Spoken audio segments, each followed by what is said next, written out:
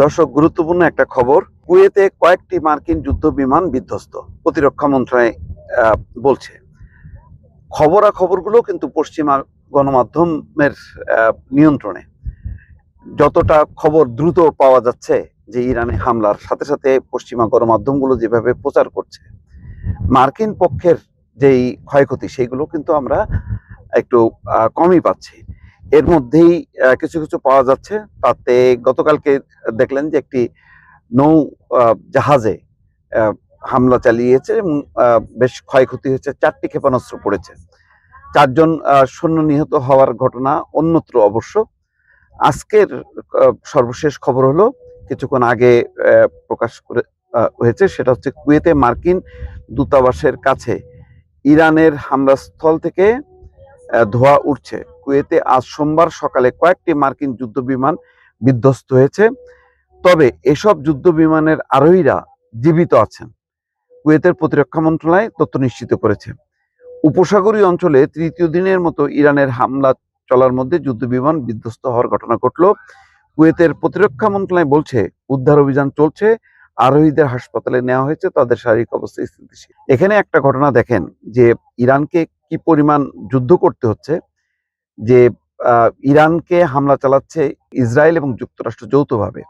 অন্যদিকে ইরানকে কিন্তু লড়াই করতে হচ্ছে নানা ফ্রন্টে। সৌদি আরব, কুয়েত, কাতার, কতগুলো ফ্রন্টে তাকে একযোগে যুদ্ধ করতে হচ্ছে। ফলে এই যুদ্ধটা ইরানের জন্য অত্যন্ত কঠিন হলেও তারা কিন্তু চালিয়ে যাচ্ছে, তারা কিন্তু এখনো দম ফুরায়নি। ওইদিকে ট্রাম্প ইতিমধ্যে বলেছে এই যুদ্ধ 4 সপ্তাহ স্থায়ী হতে পারে এবং 4 সপ্তাহের মধ্যে তারা ইরানকে বা তেহরানকে অনেকটা গাজায় পরিণত করতে চায় এবং এখানে তারা রেজিম চেঞ্জ করতে চায় এবং তারা ঘোষণা দিয়েছে। ইতিমধ্যে তারা বলেছে যে 3 জনের নামও তারা ঠিক করে রেখেছে যে বর্তমান শাসকদের পতন হবার পর কাকে নেতৃত্বের দায়িত্ব দেবে। যদিও এগুলি ট্রাম্পের অনেক সময় এগুলি এক ধরনের কৌশল বা মনোবল দুর্বল করার একটা হাতিয়ার। যুদ্ধের সময় মানসিকভাবে যাকে বিধ্বস্ত করা যাবে তার বিরুদ্ধে জয়টা সহজ হবে। কিন্তু এই যে যুদ্ধটা ছড়িয়ে গেল, অনেকে মনে করছেন যে এই যুদ্ধটা আর সহজে থামবে না। কারণ ইরানের সাথে সৌদি আরব, ইরানের সাথে সংযুক্ত আরব আমিরাত, অর্থাৎ এই আরব দেশগুলোর যেখানে আমেরিকার প্রভাব আছে, সেই প্রভাবিত দেশগুলোর সাথে কিন্তু এক ধরনের যুদ্ধ শুরু হয়ে গেল।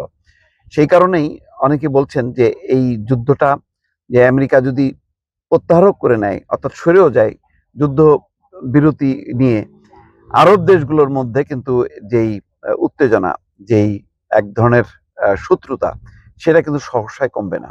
এখন সেটা কি যুদ্ধ আকারে থাকবে নাকি সম্পর্ক বিচ্ছিন্ন হবার মধ্য দিয়ে থাকবে, সেটা এখনো পরিষ্কার বলা যাচ্ছে না দর্শক।